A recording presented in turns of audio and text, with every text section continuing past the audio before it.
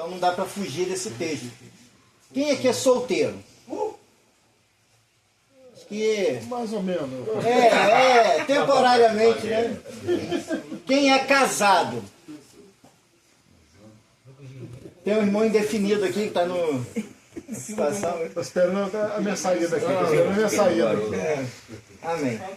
E essa palavra ela vai mexer hoje com a questão da sexualidade. Entendeu? Essa palavra hoje ela vai mexer com um assunto que às vezes a gente tenta fugir na igreja, mas que precisa ser falado e que é muito importante. Então, 1 Tessalonicenses 4, do 1 ao 8, diz assim: finalmente, irmãos, nós vos rogamos e exortamos no Senhor Jesus que, como de nós recebestes, quanto à maneira que deveis viver e agradar a Deus, e efetivamente estáis fazendo, continueis progredindo cada vez mais, porque estáis inteirados de quantas instruções vos demos da parte do Senhor Jesus. Pois essa é a vontade de Deus, a vossa santificação, que vos abstenhais da prostituição. Que cada um de vós saiba possuir o próprio corpo em santificação e honra, não com desejo de lascívia, como os gentios que não conhecem a Deus. E que nessa matéria, ninguém ofenda, nem defraude a seu irmão, porque o Senhor, contra todas essas coisas, como antes vos avisamos e testificamos, claramente é o vingador. Porquanto Deus não nos chamou para a impureza, e sim para a santificação. De sorte que quem rejeita essas coisas, não rejeita o homem, e sim a Deus, que também vos dá o Espírito Santo. Olha só, nós somos criados corpo, alma e espírito. E talvez quando você se entregou para Jesus, você falou assim: entreguei toda a minha alma para Jesus. Às vezes a igreja fala assim: uma alma se rendeu a Cristo hoje, né? Mas não é a alma só que tem que se render a Cristo, é a alma, o corpo e o espírito. Mas você vai perceber logo no começo dessa caminhada cristã que o que mais te puxa para trás é a sua carne. Você tem um corpo, você tem uma alma e você tem um espírito. O teu espírito se rendeu para Deus. A sua alma é a expressão dos seus sentimentos, é a expressão daquilo que você tem no seu interior, que é o que traz a sua personalidade. A sua alma traz a personalidade que você tem. A sua alma está triste porque algo te entristeceu. A tua alma está irritada porque algo te irritou. A sua alma está alegre porque algo te alegrou. A sua alma é a essência do que você é. Então a alma e o espírito, eles são indissolúveis. Mas a nossa carne é como um vaso que retém essa alma e esse espírito. Só que essa alma e esse espírito estão dentro de um vaso frágil, carnal e animal. Se você pegar um ser humano e um chimpanzé, ele é 98% compatível no seu DNA. Ou seja, a gente é 98% parecido com um macaco. É muito. É muito. E essa carne que nós temos, ela tem as mesmas paixões que um animal. Essa carne que nós temos, ela tem as mesmas expressões: fome, dor, frio, calor e impulsos sexuais. Ela tem as mesmas expressões que um animal qualquer tem. Só que nós somos seres racionais. Diferente de toda a criação de Deus, que foi criada pelo sopro da palavra de Deus. Nós fomos moldados pela mão de Deus como um instrumento que Deus fez com as suas próprias mãos, diferente de toda a resto da criação, que foi criada pela palavra. E ao fim, Deus soprou na narina do homem e fez do homem ser vivente. Só que esse homem, que é corpo, alma e espírito, que é integral, ele, quando ele é resgatado por Cristo, em primeiro lugar, a sua alma é resgatada. O seu espírito é resgatado. mas o seu corpo ainda está sujeito às paixões carnais. E contra isso ele vai lutar por todos os dias da sua vida até a vinda de Cristo ou a morte. Então o que vai mudar isso em mim e em você será ou a vinda de Cristo para arrebatar a sua igreja, e aí todos nós seremos instantaneamente transformados. A isso a Bíblia chama de glorificação. Ou aqueles que já tiverem morrido em Cristo serão ressuscitados com o corpo transformado à semelhança do corpo de Cristo, que ressuscitou. Porém, a realidade minha e sua hoje é a realidade de lutar contra as paixões da carne. Então, Paulo começa dizendo aqui, finalmente, irmãos, depois de várias instruções que ele dá ali, ele diz, finalmente, irmãos, pedimos e incentivamos em nome do Senhor Jesus que vivam para agradar a Deus, conforme lhes instruímos.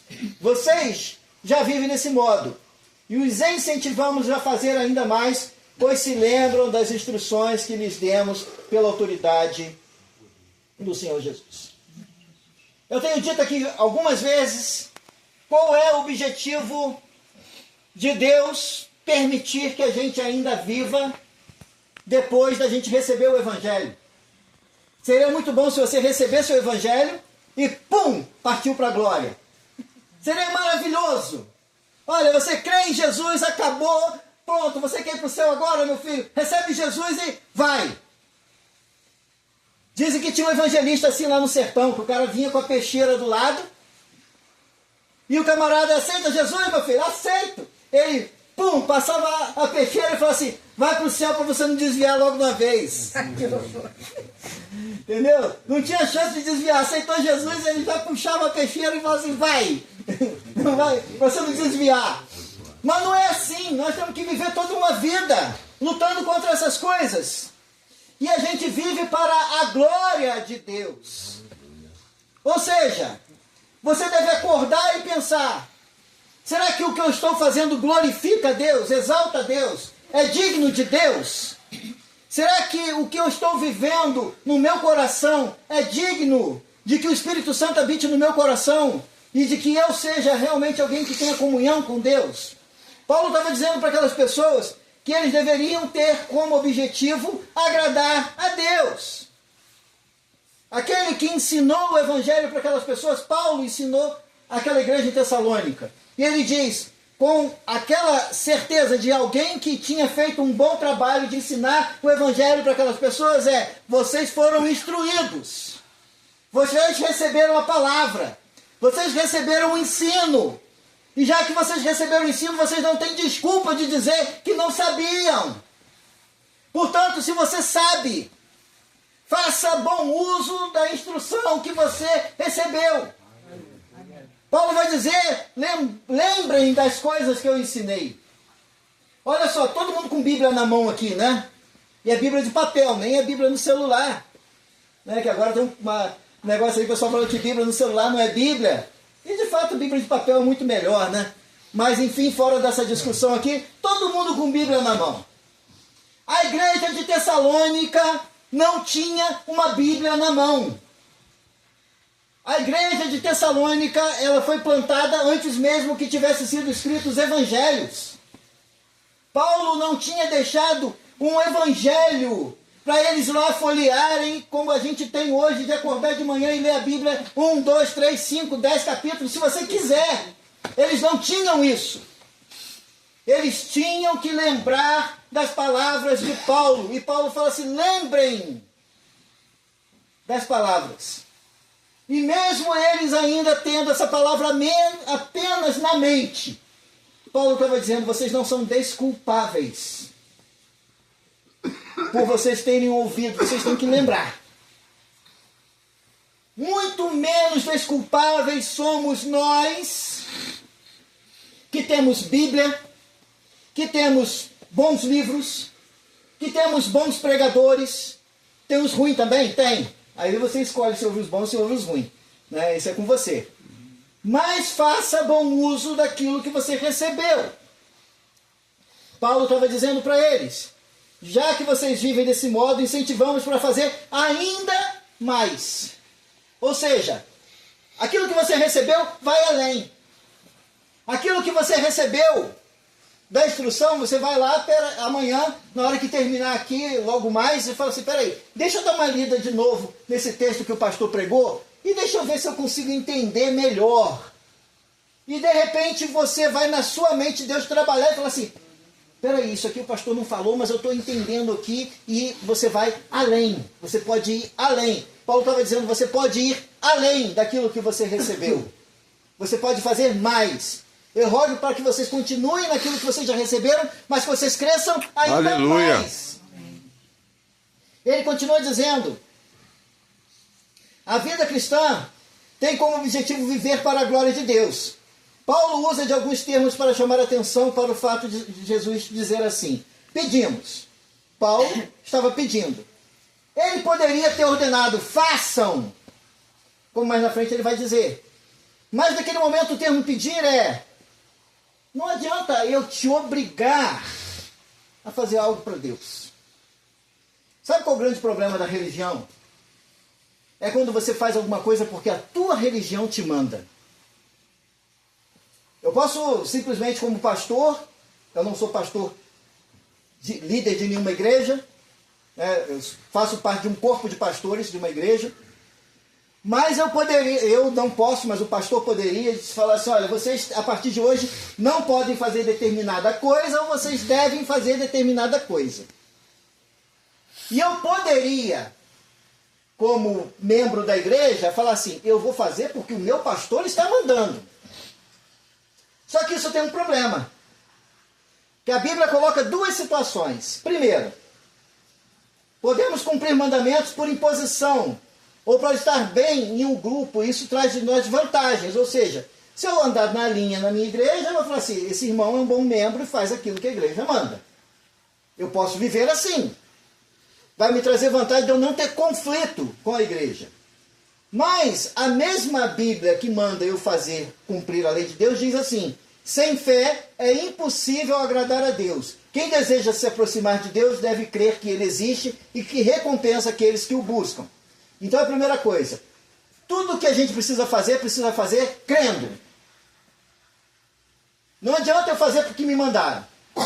Não adianta eu falar para você assim, você vai sair daqui e não deve beber mais, por exemplo. E você vai falar assim, tá, eu vou fazer isso porque o pastor falou para eu não beber. Mas você precisa sair daqui crendo que você não deve fazer isso. Você deve sair daqui crendo que isso faz mal para a sua vida. Você deve sair daqui crendo que isso prejudica a sua família. Você deve sair daqui crendo que esse tipo de conduta te impede de ser um profissional melhor. Que esse tipo de conduta te impede de ter comunhão com Deus. Você deve sair daqui crendo que uma vida afastada das drogas, dos vícios, é uma vida melhor. A partir do momento que você crer nisso, a sua vida muda. Porque se você não crer nisso, simplesmente você vai sair daqui, você vai se esquecer das palavras que eu estou dizendo para você, e você vai ter a recaída, e você vai voltar talvez a ser pior do que você está ou do que você era. Então a primeira coisa que você precisa fazer é crer. Crer que Deus sempre quer o melhor para você. Se Deus te diz para você fazer algo ou para não fazer algo, creia que é o melhor para você. E faça isso por fé. Não porque alguém está exigindo, não porque alguém está te dizendo, não porque alguém está te mandando. Faça porque você crê que é o melhor. E que Deus vai abençoar e que Deus vai galardoar. Ou seja, Deus vai te dar bênçãos por cumprir aquilo que Ele mandou você fazer. E a segunda coisa é que eu posso fazer por fé. Porque eu posso te convencer de diversas maneiras que fazer algo vai ser abençoador para a sua vida. Mas a mesma Bíblia que diz que há mandamentos de Deus, a mesma Bíblia que diz que eu devo fazer por fé, diz também que eu devo fazer com amor. Hebreus 11:6 diz assim, sem fé, 1 Coríntios 13:3, se eu desse tudo o que tenho aos pobres, e até entregasse meu corpo para ser queimado, se não tivesse amor, de nada adiantaria. 1 Coríntios 13 é um texto maravilhoso, lindo. Quem não conhece, procure e leia. É um poema maravilhoso na Bíblia. Mas Paulo está dizendo assim, olha, o maior dom que Deus dá ao homem é o dom de amar. É o dom do amor. Existe dom de profetizar, existe dom de curar, existe dom de falar em línguas, existe dom de discernimento de espíritos, existe dom de profecia, existe dom de pregação, existe uma quantidade infinita de dons.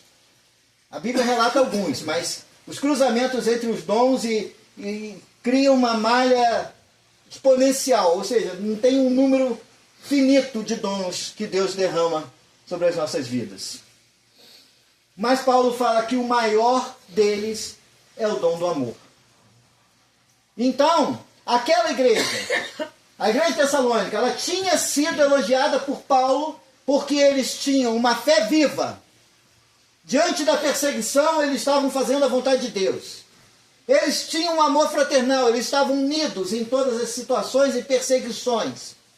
E eles tinham uma esperança viva de que Cristo voltaria e poria fim ao sofrimento que eles estavam vivendo. E Paulo tinha elogiado isso neles. Mas ele estava dizendo para eles, vocês precisam manter a fé como o combustível que mantém vocês vivos na presença de Deus. E vocês precisam ter o amor como o elemento que une vocês, entre vocês e Deus. Então, se você quer realmente ser liberto, abra o seu coração para o amor de Deus e abra o seu coração para se unir com os demais irmãos para que vocês possam crescer juntos e viver juntos. Mas ele continua dizendo nesse texto, essa é a vontade de Deus, a vossa santificação, que vos abstenhais da prostituição. Quem acompanhou essa série de pregações do começo, quem pegou desde os primeiros aqui? Quem está mais tempo já pegou desde os primeiros. Né? Quem chegou agora está boiando, mas depois vai entender de novo. Essa igreja que Paulo plantou debaixo de sofrimento, de angústia, perseguição, é uma igreja que estava vivendo debaixo de uma severa perseguição por crer em Jesus. E essa igreja, Paulo elogiou por diversas coisas, entre elas que essa igreja era composta de pessoas que tinham saído dos ídolos. E na semana que eu falei sobre isso, eu falei que os ídolos necessariamente não eram ídolos construídos de barro, de louça, de metal, de cobre, mas os ídolos poderiam ser ídolos do coração, poderiam ser coisas que a gente coloca no lugar de Deus. Então a gente também, mesmo que não tenha uma estátua de uma divindade, a gente pode ter um ídolo no coração. Mas um dos piores ídolos que o ser humano tem é a questão sexual. Porque o amor ao dinheiro é um ídolo perigoso. O amor ao dinheiro tem levado muita gente à perdição. O dinheiro, de fato, tem sido um Deus para muita gente. Mas hoje, a questão sexual é uma questão perigosa. E Paulo vai dizer para eles que eles deveriam, a vontade de Deus é que vocês vivem em santidade, por isso mantenham-se afastados de todo o pecado sexual.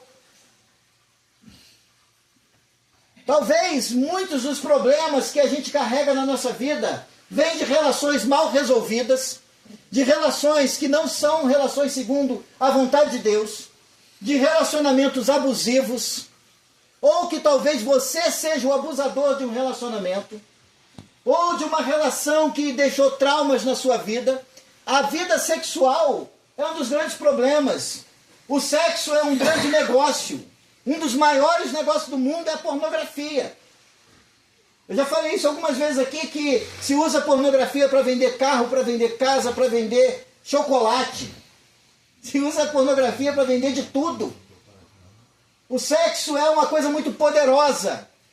E Paulo vai dizer aqui que a vontade de Deus é que vocês vivam em santidade, por isso mantenham-se afastados de todo pecado sexual.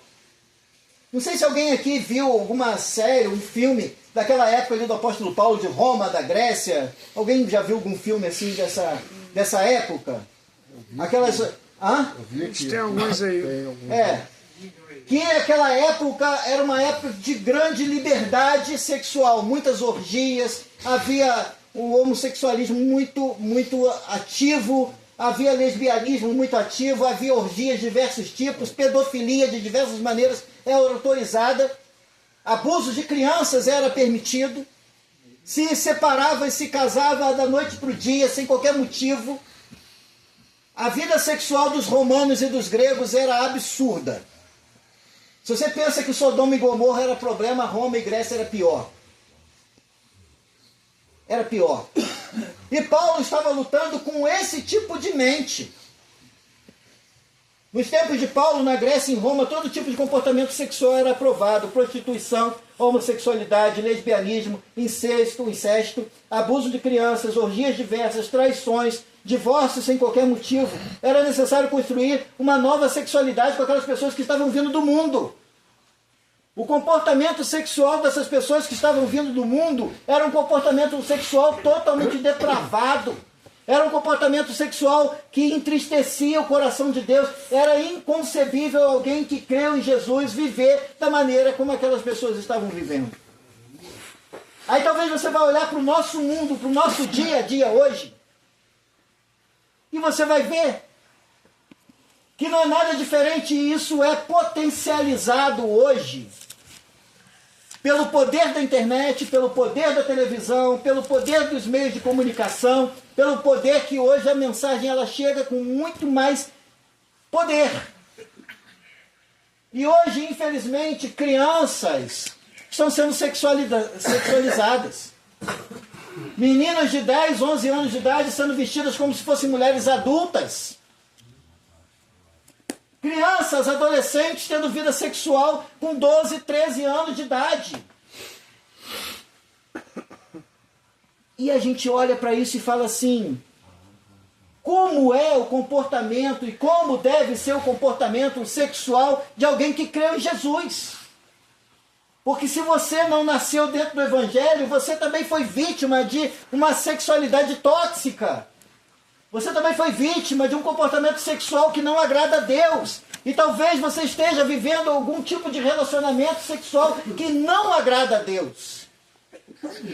E talvez até mesmo o seu casamento seja um motivo para disfarçar um comportamento sexual que não agrada a Deus, para esconder uma realidade que você está ocultando de outras pessoas, mas que entre quatro paredes você está vivendo um relacionamento tóxico e abusivo.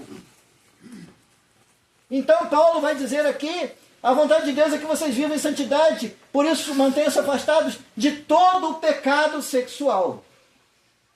Mas ele vai narrar isso de várias maneiras. Em primeiro lugar, Hebreus 13:4 diz assim, o casamento deve ser honrado por todos, e o leito conjugal conservado puro, pois Deus julgará os imorais e adúlteros. Ele não está falando para solteiros. Ele está falando para casais. Ele está falando para casados. O leito conjugal o casamento deve ser honrado por todos. E o leito conjugal conservado puro, pois Deus julgará os imorais e adúlteros. Ou seja, pessoas casadas que estavam vivendo imoralidade e adultério dentro do casamento. E muitas vezes isso até mesmo disfarçado, porque hoje, com acesso à internet, há acesso à pornografia a todo momento, há acesso a determinados comportamentos de entrar em certos lugares e chats e conversar com pessoas e ter relacionamentos virtuais e coisas desse tipo, e a pessoa trancada dentro do seu quarto está tendo um comportamento imoral e um comportamento adúltero. Mas para fora de casa, para fora das quatro paredes, ele coloca a Bíblia debaixo do braço, coloca uma roupinha social, pega o seu carrinho, vai para o culto, e ninguém viu, e ninguém vê. Pensamentos que muitas vezes, o pensamento lascivo, os olhos que cobiçam, aquilo que não é para ser cobiçado. E Paulo está dizendo o comportamento imoral será julgado por Deus. Gálatas 5, 19 a 21, que todo mundo conhece. As coisas que a natureza humana produz são bem conhecidas. Elas são imoralidade sexual, impureza, ações indecentes. Aí tem uma outra lista que diz adoração a ídolos, feitiçarias, inimizades, brigas, ciumeiras, acesso de raiva, ambição egoísta, desunião, divisões, invejas, bebedeiras e farras e coisas parecidas com essas. Que, eu repito, os que fazem tais coisas não herdarão o reino de Deus. Então, imoralidade sexual, impureza e ações indecentes estão na lista de feitiçaria, de brigas, de adoração a ídolos. Paulo está colocando aqui, ó, no mesmo nível,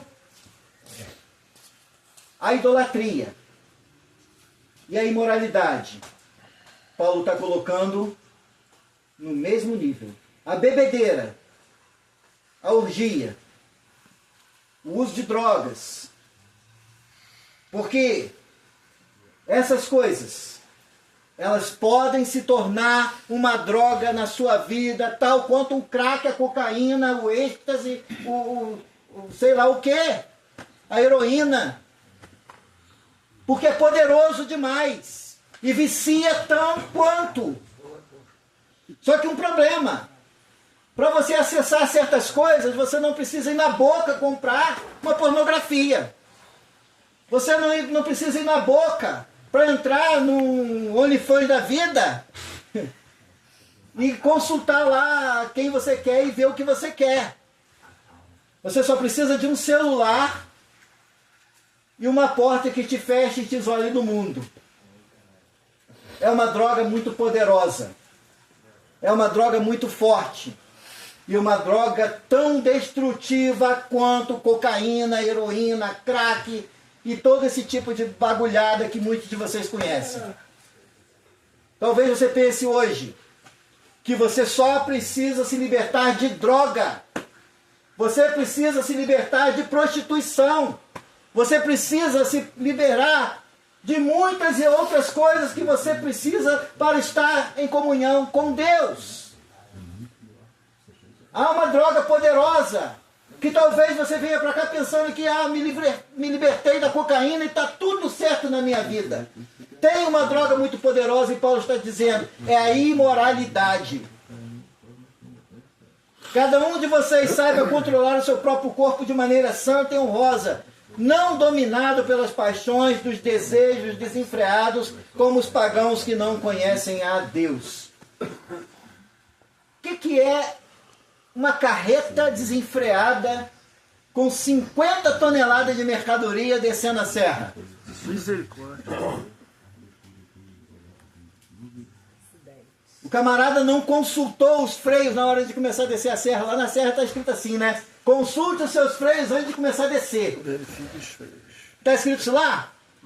Verifique os freios. Isso. Então nessa noite eu quero dizer para você, verifique os seus freios.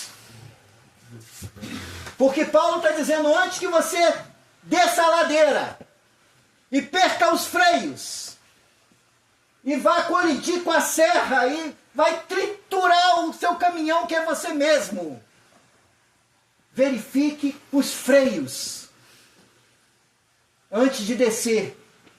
Porque na hora que você descer, meu irmão, sem freio, não tem nada que te para. Verifique os freios. Cada um de vocês saiba controlar o seu próprio corpo de maneira santa e honrosa, não dominado pelas paixões e desejos desenfreados. Desejos sem freio. Como os pagãos que não conhecem a Deus. Como os pagãos daquela realidade que eu falei, que faziam orgias, incestos, prostituição de diversas maneiras. Os cultos aos deuses daquela época eram cultos que envolviam práticas sexuais. Culto de Baco, culto de Afrodite, culto de Vênus, culto de diversas divindades daquela época. Haviam prostitutas cultuais nos templos que os homens iam para lá para terem sexo com aquelas sacerdotisas, e isso era o culto. E essas pessoas que estavam sendo libertas para algo santo, tinha que conviver com pessoas que continuavam naquela religião, praticando determinadas coisas de diversas maneiras. E Paulo está dizendo, de maneira nenhuma, vocês podem ser como eles são. Da mesma maneira, você, quando sair daqui, se você realmente crê no Evangelho, eu preciso te dizer, o seu comportamento na sua vida sexual tem que ser outro. A maneira como você vai olhar para sua esposa, não mais como um pedaço de carne, mas como alguém que também tem corpo, alma e o espírito. Aleluia. Você tem que olhar para sua esposa como alguém, a imagem e semelhança de Deus. Você tem que olhar para sua esposa como alguém que é digna de ser a segunda parte de você. Porque são os dois uma só carne. Quando você olhar para sua esposa como alguém que foi comprado pelo sangue de Jesus, e não só, quando você olhar para outra mulher que não é sua esposa, e olhar para ela não mais como algo que você deseja para ter algo que você não deve ter. Porque o adultério não é o que as pessoas pensam. Eu já dei o exemplo aqui da gasolina adulterada, né? O que é a gasolina adulterada? É o camarada que, na calada da noite, foi lá no tanque de combustível do posto, olhou para um lado, olhou para o outro, 3 horas da manhã, falou para o funcionário assim, tira a tampa, pega a bomba e liga e joga álcool no tanque da gasolina, porque o álcool é mais barato que a gasolina. Quanto? Ah, sei lá, quantos litros tem lá? Ah, tem 20 mil litros. Ah, bota 2 mil litros ali. 10% não vai fazer o carro morrer.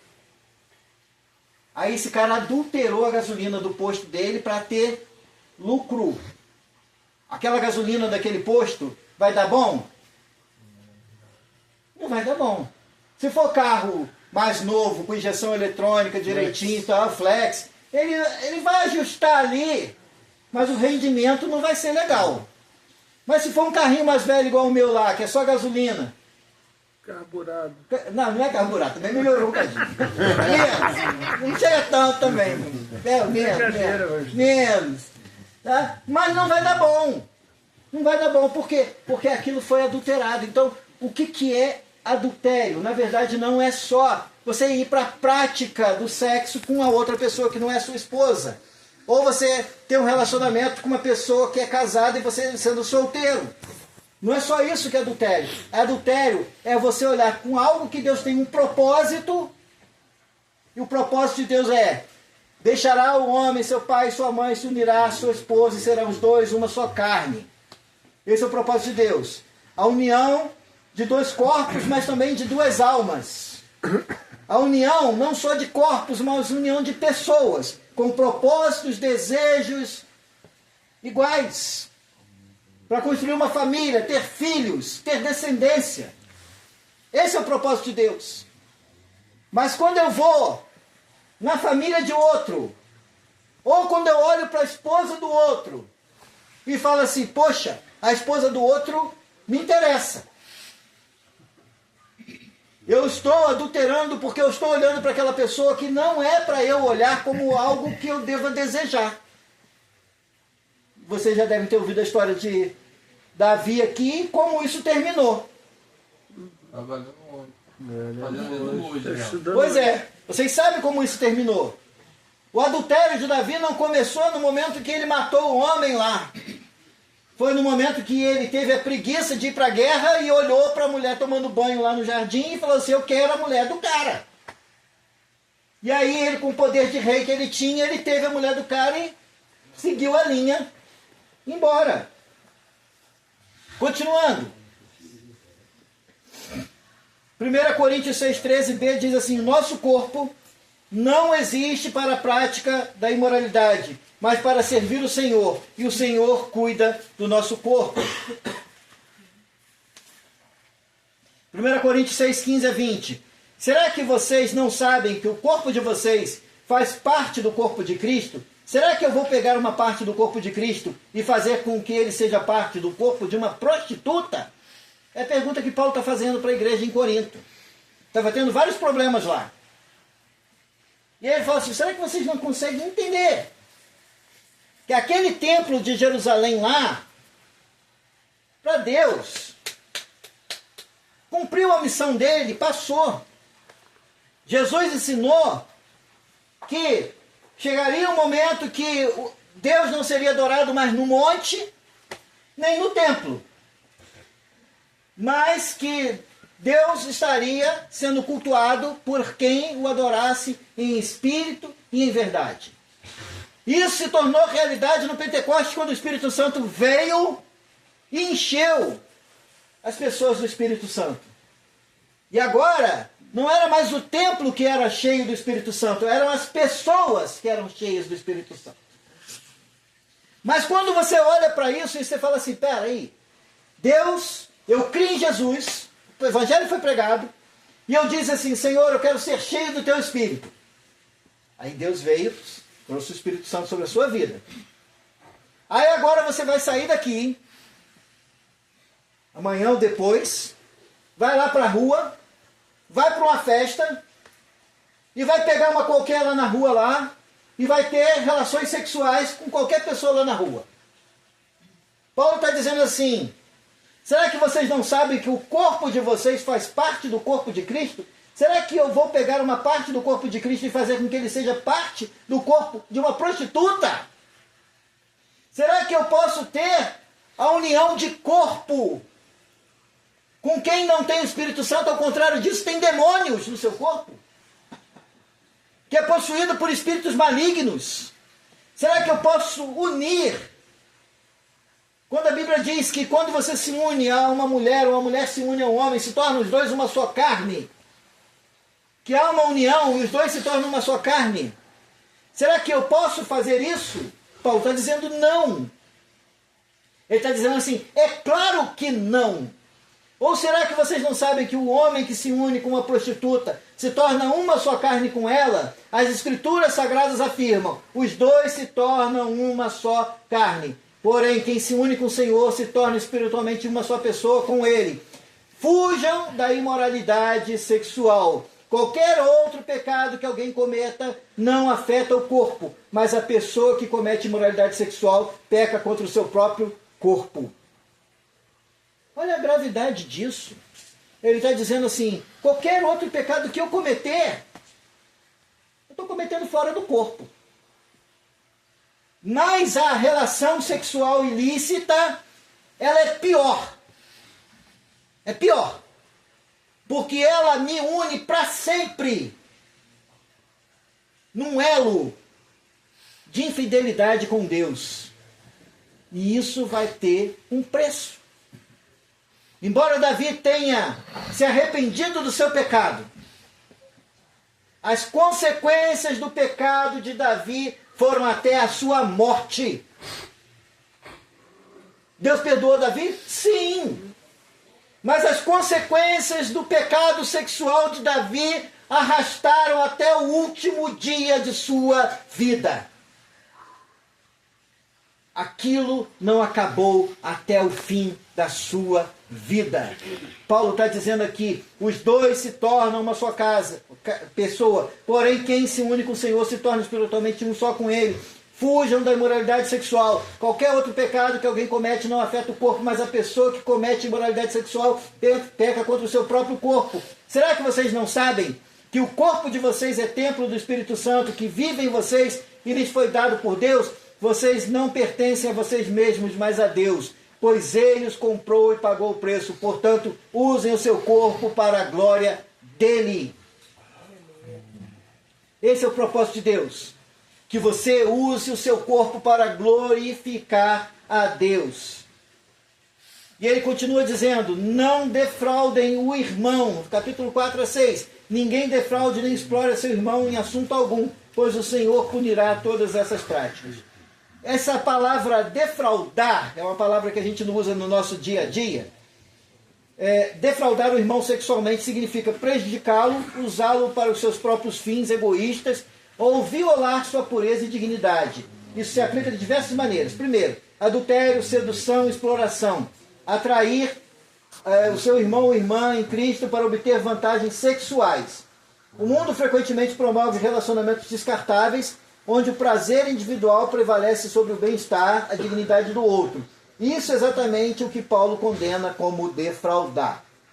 Tem uma história que passou no Fantástico, já tem alguns anos, do camarada lá no sertão, um autodeclarado pastor, que ele chegou para o pastor, para o irmão da igreja e para a esposa da irmã, do irmão da igreja, e falou assim: eu tive uma visão, irmã. Que visão?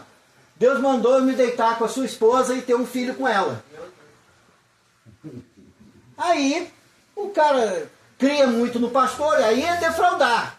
Ele usou da autoridade espiritual de pastor que ele nem tinha, mas diante daquelas pessoas ele automaticamente as pessoas pensavam que ele era um homem de Deus e criam que ele era realmente um profeta de Deus. E aquele homem foi e teve relacionamento sexual com a mulher do membro da igreja, dizendo que era Deus que tinha mandado ele ter. Era a revelação que Deus tinha dado. E ali foi indo essa história, todo mundo da cidade comentando, e o pastor está pegando a mulher do cara, e o cara, corpo manso, está aceitando aquela situação. Aí isso chegou no Fantástico, o repórter foi lá para tirar isso a limpo. Aí o repórter falou assim: mas, pastor, de onde você tirou essa ideia? Né? De onde você tirou essa ideia? Ele leu errado. Vai lá, né, pega a mulher do seu amigo e adultera com ela. Aí o repórter pegou assim: deixa eu ler isso na Bíblia aqui. Ele falou assim: não, está escrito, pega a mulher adúltera e casa. Não é para você adulterar com a mulher adúltera, é para você receber a mulher adúltera como esposa. Ah, né? Tem um acento aqui, eu não tinha visto. Isso é defraudar. É fazer uso de discurso, é fazer uso de conversa fiada, de galanteios, de promessas, para obter apenas vantagem sexual. Ele está falando: não defraude ninguém. No versículos 4, 7 e 8 diz assim: porque Deus não nos chamou para a impureza, mas para a santidade. Portanto, aquele que rejeita essas instruções não está rejeitando o homem, mas a Deus que lhe dá o Espírito Santo. Para a gente poder adiantar um pouquinho aqui, Filipenses 4,8 diz assim: finalmente, irmãos, tudo que for verdadeiro, tudo que for nobre, tudo que for correto, tudo que for puro, tudo que for amável, tudo que for de boa fama, se houver algo de excelente ou digno de louvor, pensem nessas coisas. Eu vou dar aqui algumas dicas para você melhorar nessa questão. E eu não quero nessa noite nem saber a quem eu estou ferindo com essas palavras, porque como Jesus disse, não são minhas as palavras, são dele, então resolva com Deus.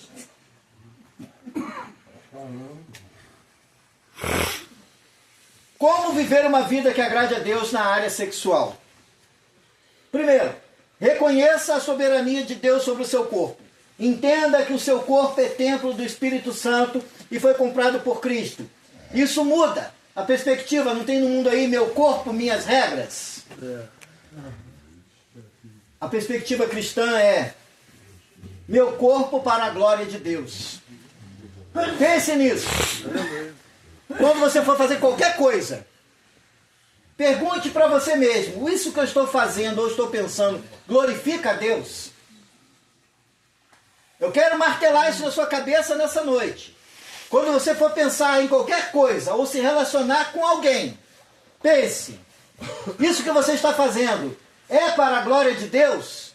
Deus está sendo glorificado nisso? Segunda coisa, fuja da imoralidade. A Bíblia não diz para lutar contra a imoralidade, mas diz para fugir da imoralidade. Vamos lembrar aqui rapidamente a história de José, que foi lá para a casa de Potifar, estava lá trabalhando muito bem. A mulher de Potifar foi lá assediar o José. José ficou lá para esperar, para ver o que ia dar. Meteu o pé. Ele não esperou. Não tentou argumentar com a mulher: calma, mulher, eu sou empregado do seu marido. Ele não ficou ali para argumentar: não faz isso não, porque né, você é mulher casada. Não, ele fugiu da aparência do mal. Fuja da imoralidade. Não discuta, não tente negociar com os valores morais do reino de Deus. Terceira coisa, desenvolva domínio próprio. Peça ao Espírito Santo que o capacite a controlar seus desejos e paixões. Isso não significa que os desejos pecaminosos desaparecerão, mas que você terá força para não ceder a eles. Ou seja, você será tentado, sim. A tentação faz parte da vida. Mas você ceder à tentação é a fraqueza que você não deve ter. Existe a máxima de Lutero, que perguntaram a Lutero como vencer as tentações, e Lutero disse assim, olha, você não pode impedir que um pássaro voe sobre a sua cabeça, é literalmente impossível, né? Você olha para o céu, tem um monte de passarinho voando lá, você vai fazer o quê? Né? O passarinho está voando no céu. Mas você vai permitir que o passarinho venha e faça ninho na sua cabeça? Os pensamentos estão lá, voando para lá, para cá, norte, sul, leste, oeste, cima e baixo. Os pensamentos estão aí flutuando. Mas você tem que impedir que isso faça ninho na sua cabeça. Desenvolva domínio próprio. Cultive uma mente pura, como o texto que a gente vê de Filipenses. Encha sua mente com a palavra de Deus e com coisas que são puras e honrosas. Aquilo que você permite entrar em sua mente, inevitavelmente influenciar as suas ações. Aquilo que você, o seu celular, ele sabe melhor quem é você do que você mesmo. Você parou para ver determinada coisa, a internet vai olhar e falar assim, ele gosta disso. Vai te dar mais. Seja o que for. Ah, você gosta de ver gatinho miando? Você parou lá 2 minutos para ver um vídeo de um gatinho miando, pode ter certeza que vai ver outros 10 gatinhos miando. Agora, se você vê uma menina de shortinho curto dançando no TikTok lá, você com certeza vai ver muito mais para você. A internet está ali para te vender um produto, e o produto é o que você quiser, você escolhe. Se você gosta de ouvir palavra de Deus, a internet vai te dar também palavra de Deus. Ela quer vender o produto dela, não importa o que você compra. Resta você saber o que você está comprando. Busque a santidade ativamente. A santidade não é algo passivo. Olha só, você não vai ficar santo se você falar assim, eu vou sentar aqui o dia inteiro e vou falar assim, Senhor, faz de mim um homem santo. Senhor, faz de mim... Não, você precisa confrontar os seus pensamentos. Você precisa orar. Você precisa ler a Bíblia. Mas você precisa vencer as tentações que vêm contra você. Jesus, antes de começar o ministério dele, o que Jesus fez? Jesus foi para o deserto. Quais eram as necessidades de Jesus? Pão. E Satanás diz assim para ele, tu não és o Filho de Deus? Transforma essas pedras em pão. Jesus, cheio da palavra de Deus, diz assim, nem só de pão viverá o homem, mas de toda palavra que procede da boca de Deus. Aí outra necessidade que Jesus tinha de afirmação, sou filho de Deus.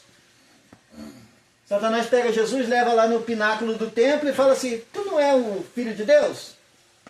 Te joga aqui de cima. E os anjos de Deus vão te acolher e você não vai morrer. E aí Jesus diz assim, não tentarás o Senhor teu Deus. E aí, Satanás pega Jesus e leva no mais alto monte da terra e fala assim, olha só esses reinos do mundo. Todos eles eu te darei se você prostrado me adorar.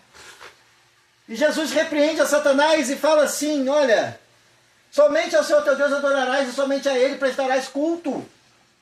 E Satanás bate em retirada por quê? Porque Jesus confrontou a tentação que veio contra ele. É preciso confrontar os pensamentos que vêm, que Satanás tenta semear na sua mente. É preciso negar quando certas coisas Satanás oferece para você. Negue, mas negue com a palavra de Deus. Honre o seu casamento. Se você é casado, honre o seu leito conjugal e seja fiel ao seu cônjuge.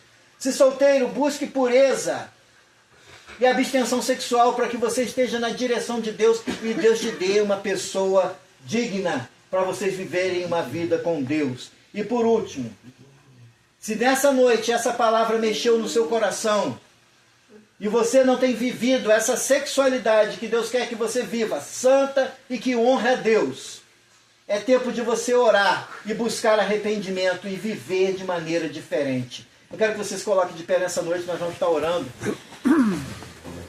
Glória a Deus. E que essa palavra não seja apenas mais uma palavra, mas seja uma palavra que direcione a sua vida. Em nome de Jesus. Aleluia. Glória a Deus. Senhor, nessa Obrigado, noite, Espírito Pai, Santo. teus filhos estão aqui, a maioria deles novos na fé, outros ainda estão pensando se creem ou não no Senhor. Mas a tua palavra nessa noite, ela traz um confronto de como o mundo vê a sexualidade e como o Senhor deseja que vivamos, Deus. Que as pessoas que estão aqui nessa noite possam entender, Deus, que o Senhor é santo e que o Senhor tem o desejo de uma vida santa em todos os aspectos da nossa vida. Mas esse aspecto, Deus, é um que tem trazido dores aos nossos corações e às nossas famílias, Deus. Quantas famílias das igrejas têm vivido, Deus, coisas ocultas? Quantas famílias, Deus, dizem crer no Senhor, mas precisam de uma libertação nessa área? Pai, nessa noite, em nome de Jesus, eu quero confrontar o pecado, Deus, na minha vida e na vida dos meus irmãos.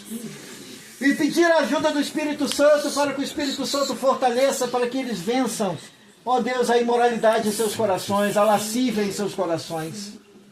Ó Pai, que o Senhor traga libertação às nossas vidas, Deus. Que os nossos olhos sejam santos, que as nossas mãos sejam santas. Pai, purifica o nosso coração. Que as aves do céu não façam ninhos em nossas mentes, Deus. Que os nossos olhos se desviem de toda aparência do mal e que a tentação seja vencida, Pai, em nome de Jesus. Em nome de Jesus, quebra todo o jugo de Satanás que rouba, Deus, a santidade da vida sexual dos teus filhos, Pai. Pai, que eles possam, ao sair daqui, terem um outro comportamento em sua vida sexual, Pai. Que possam ter famílias dignas, Senhor. Que possam ter vidas dignas, Deus. Que aqueles que são solteiros busquem relacionamentos duradouros e não, ó Deus, aventuras. Que aqueles que são casados valorizem as suas esposas, Pai. Em nome de Jesus oramos, ó Deus, para que esse lugar seja um lugar de aprendizado. E que as vidas saiam daqui, Deus, libertas e conhecendo a Tua palavra e a Tua vontade, Pai. Que nessa noite te louvamos, Pai, e te agradecemos. Em nome de Jesus. Que a graça de nosso Senhor Jesus Cristo, o amor de Deus o Pai, a comunhão e a consolação do Espírito Santo de Deus seja sobre o povo de Deus, hoje e sempre. Amém. Que Deus abençoe a todos, em nome de Jesus.